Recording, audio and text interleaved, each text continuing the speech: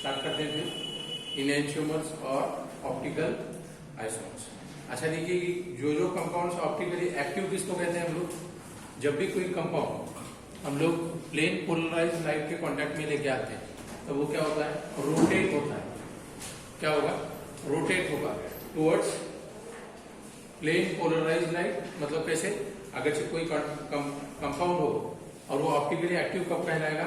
जब वो कुछ एंगल से क्या होना चाहिए? एक तो राइट साइड में रोटेट होना चाहिए या फिर लेफ्ट साइड में रोटेट होना चाहिए। मतलब कि क्लॉकवाइज डायरेक्शन में रोटेट होना चाहिए या तो फिर एंटी क्लॉकवाइज डायरेक्शन में क्या होना चाहिए? रोटेट होना चाहिए। तभी उसको हम क्या बोल सकते हैं?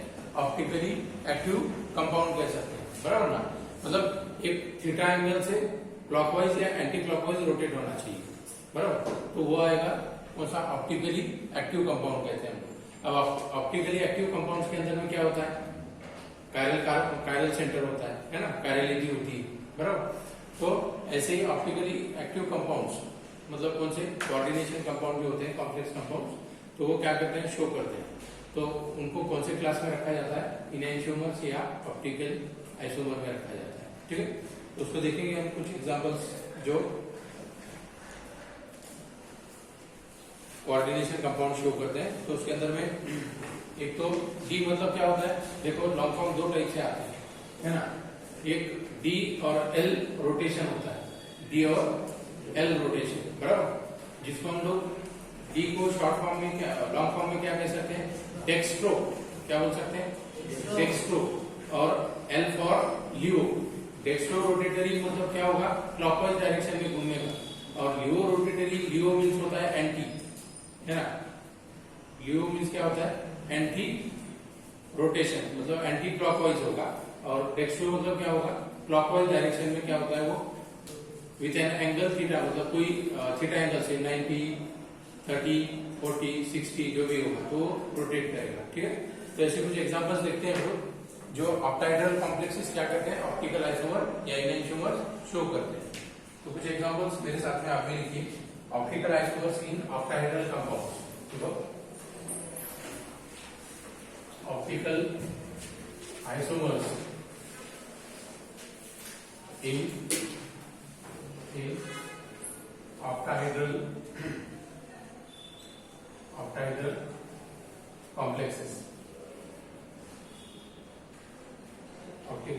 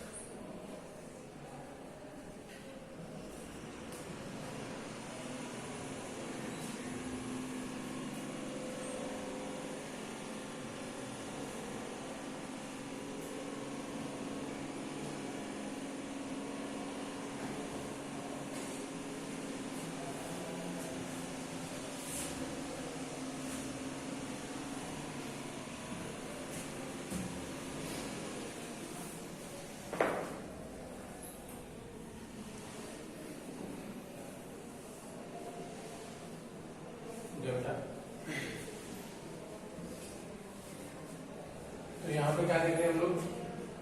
मिरर इमेज शो करते हैं, है ना? क्या शो करेंगे? Mirror image. लेकिन कैसी मिरर इमेज होगी? Non super imposable mirror images होंगे दोनों, बराबर? मतलब दिखने में तो मिरर के जैसे ही दिखेंगे, लेकिन एक दूसरे के ऊपर में जब हम ओवरलैप करेंगे तो ओवरलैप नहीं होते, एग्जैक्ट सेम पोजीशन है। तो वैसे इसको क्या कहते हैं हम लोग? क्या बोलते हैं? Non super imposable mirror images of each other, है ना? कल एग्जांपल देखा था हमने, राइट हैंड और लेफ्ट हैंड का, जिसके अंदर में दोनों भी क्या नजर आते हैं? मिरर इमेजेस तो है, लेकिन जब हम एक दूसरे के ऊपर में पैक करते हैं तो कुछ इस तरीके से बैठ जाते हैं, है ना। तो इसको हम सुपर इम्पोजेबल मिरर इमेजेस नहीं कह सकते, इसको क्या कहते हैं, non super imposable. Super impose हो रहे एक दूसरे के ऊपर में, एग्जैक्टली करेक्ट नहीं हो, इसको नॉन सुपर इम्पोजेबल बोले। और सुपर इम्पोजेबल क्या रहेगा, जो एग्जैक्टली एक दूसरे के ऊपर में क्या होनी चाहिए, फिक्स होने चाहिए करेक्टली, तो वो सुपर इम्पोजेबल होते हैं। और ये वाले नॉन सुपर इम्पोजेबल होते हैं, ठीक। तो ये वैसे ही होते हैं, मिरर इमेज तो है लेकिन नॉन सुपर इम्पोजेबल है। तो it is an example of optical isomer which is shown by octahedral compound, ठीक है। तो बीच में क्या रखा है हमने यहाँ पे, मिरर रखा है, जो कि ये डेक्स्ट्रो रोटेट होगा और ये लिवो रोटेट होगा, ठीक है। डेक्स्ट्रो मीन्स क्या होगा, ये क्लॉकवाइज ऐसे घूमेगा, ऐसे ये वाला है ना, और ये क्या होगा, एंटी क्लॉकवाइज घूमेगा ऐसे, ठीक है।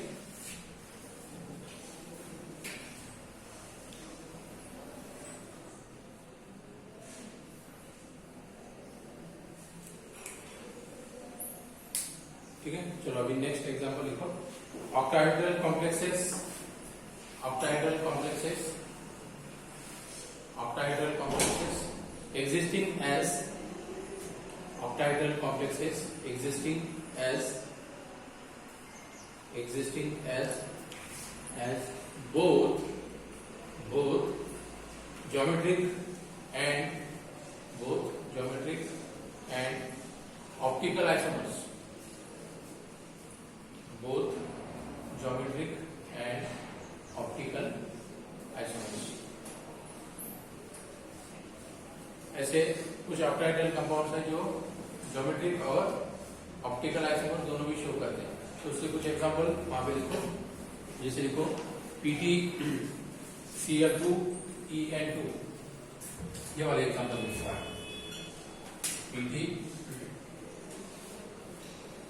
PtCl2 और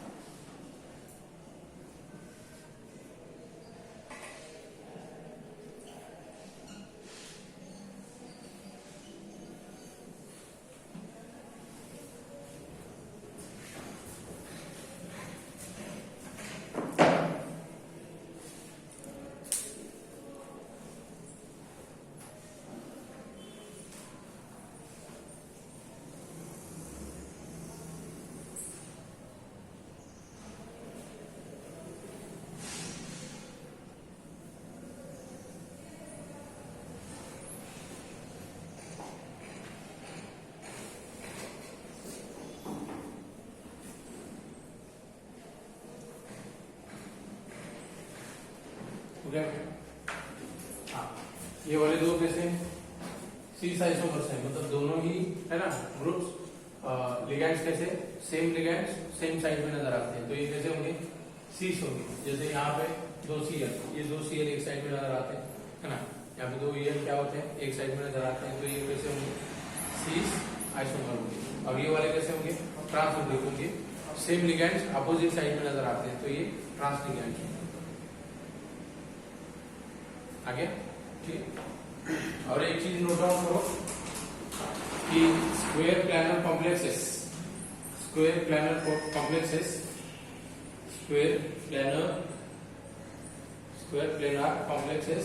do not show enantiomers.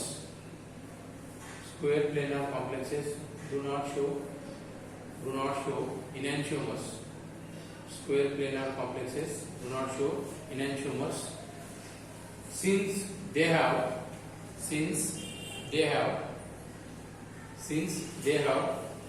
mirror plane. Since they have mirror plane and axis of symmetry. Since they have mirror plane and axis of symmetry.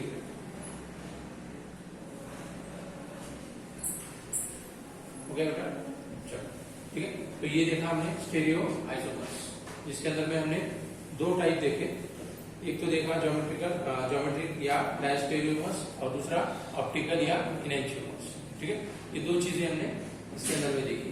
अभी सेकंड वाला लिखो structural isomers.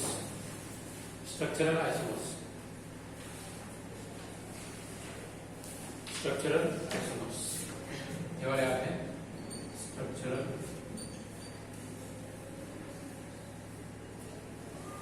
Isomers.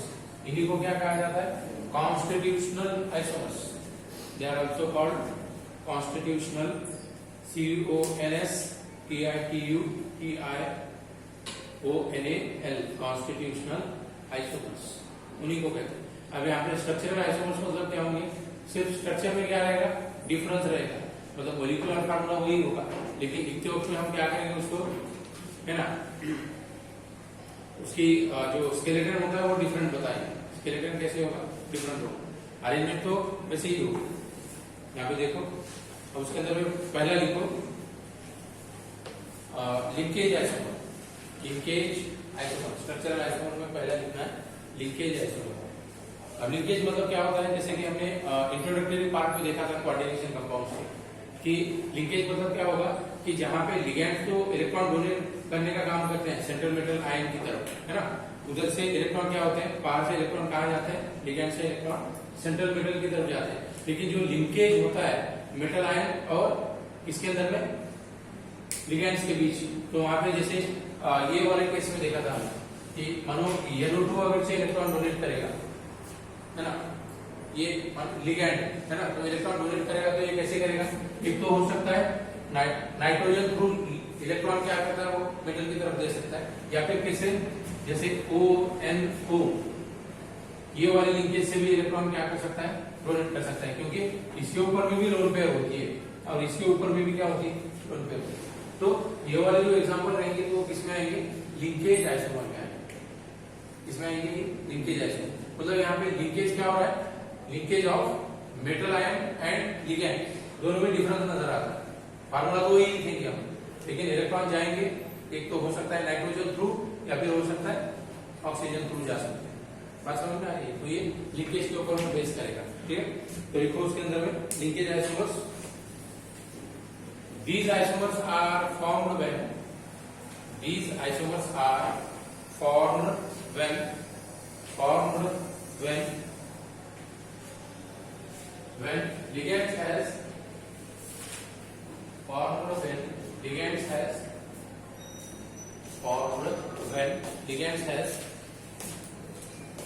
has two different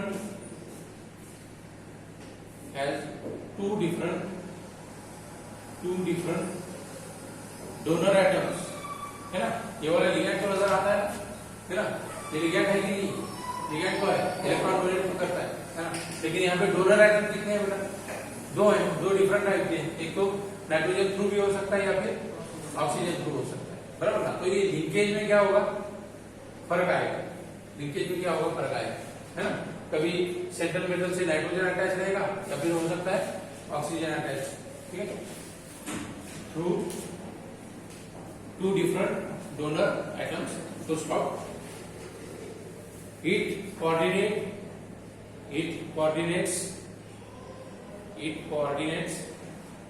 to the metal, via via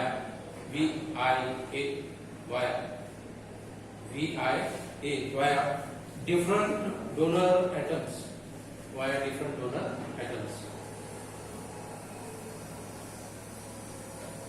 different donor atoms, है ना। इसको क्या कहते हैं हम लोग, नाइट्राइट आयन, क्या बोलते हैं, एग्जांपल लिखो नीचे, एग्जांपल नाइट्राइट आयन है ना, NO2 minus nitrite ion having कितने आते हैं, having how many donor atoms, 2 donor atoms, having 2 donor atoms. तो उसका एग्जांपल लिखेंगे अभी हम लोग। तो एग्जांपल में क्या लिख सकते हैं बेटा, देखो क्या बता सकते हैं हम लोग एग्जांपल्स के अंदर, 2 डोनर एटम्स। तो ऐसे कुछ एग्जांपल लिखना है नीचे, देखो CO NH3 5 NO2 +2 and CO NH3 5 ONO +2। देखो दोनों डिफरेंस में अगर से आप थोड़ा सा कॉन्सेंट्रेट करेंगे तो आपको समझ में आएगा कि लिंकेज आइसोमर क्या होता है, ठीक है। क्योंकि यहाँ पे ये जो नाइट्राइट आयन है तो यहाँ पे इलेक्ट्रॉन को दे रहा है, लेकिन थ्रू किससे जा रहा है, नाइट्रोजन से जा रहा है, और यहाँ पे किससे जा रहा है, ऑक्सीजन से जा रहा है। तो ये लिंकेज आइसोमर में हम बता सकते हैं, ठीक है। अच्छा, कुछ एक केस अगर मैं आपको दूं तो आप कर सकते हो, देखो ट्राई करके देखो जमता है। चलो लिखो एक एग्जांपल आप नीचे,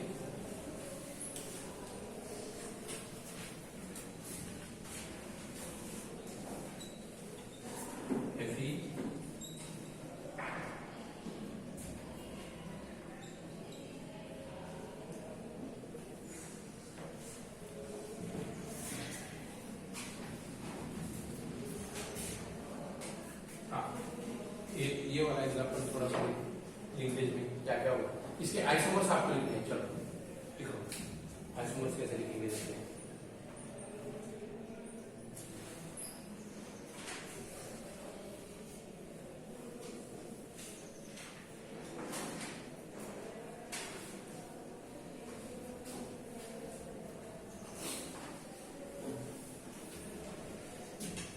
आइसोमर्स लिखने हैं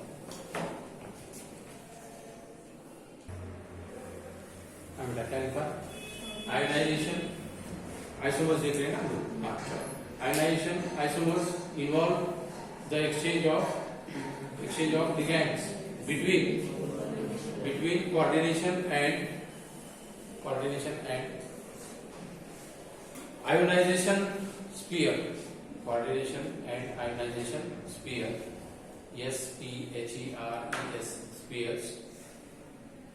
स्फीयर्स।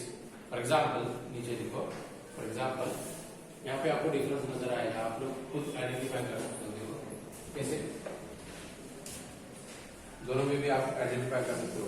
कैसे वाला, ये वाले एग्जाम्पल लिखने नीचे वाले, देखो CO NH3 taken 5 times SO4, यहाँ पे लिखेंगे Br एंड सेम लिखना है अभी CO NH3 Br और यहाँ पे लिखेंगे SO4। देखो क्या नजर आता है, एग्जाम्पल में से क्या समझ में आता है, क्या हो रहा है, यहाँ वाला कोऑर्डिनेशन स्फीयर से एक लिगैंड है ना, ये वाला कोऑर्डिनेशन वाला लिगैंड कॉम्प्लेक्स वाला, बराबर, कोऑर्डिनेशन कॉम्प्लेक्स में, है ना। कोऑर्डिनेशन स्फीयर वाला ये लिखे, एक्सचेंज होता है उसी आयोनाइजेशन स्फीयर में, है ना। ये वाला यहाँ से यहाँ, और देखो बराबर एक्सचेंज हो रहा है, exchange of ligands between coordination sphere and ionization sphere, it is called, क्या बोलेंगे, आयोनाइजेशन। बात समझ में आया, ठीक है। तो कंपाउंड बॉन्ड में एनायन कौन नजर आता है, SO4 माइनस माइनस, ये होता है SO4 2 माइनस वाला आयन कौन सा है, SO4 2 माइनस, है ना, ठीक है। अब वहां पे क्या नजर आता है, Br माइनस, क्या आएगा, Br minus is the ionization sphere, है ना। वो जिसके ऊपर में चार्ज होता है ना आयन वाला, वो वाला आयोनाइजेशन स्फीयर, और जिसके ऊपर में जो कॉम्प्लेक्स के अंदर में हम लोगों को क्या करता है, अंदर बताता है ना, तो वो होता रहेगा कोऑर्डिनेशन स्फीयर, जो कोऑर्डिनेट करता है सेंट्रल मेटल आयन के साथ, बॉन्ड जो बनाता है coordinate bond central metal ion के साथ, तो कोऑर्डिनेशन स्फीयर हो, और जिसके ऊपर में चार्ज नहीं है वो आयोनाइजेशन स्फीयर। आगे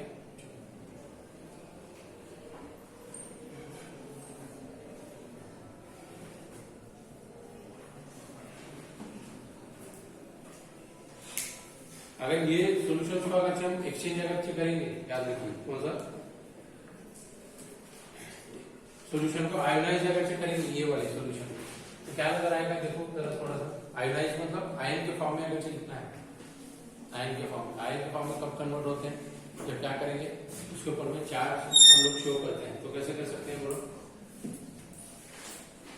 यहाँ से अगर आयोनाइज अगर करना है, तो ये हमारा Br क्या हो जाएगा, निकल जाएगा, तो मैं इसको ऐसे लिखूं, देखो यहाँ मैं आयोनाइज करके बताता हूँ आपको, CO NH3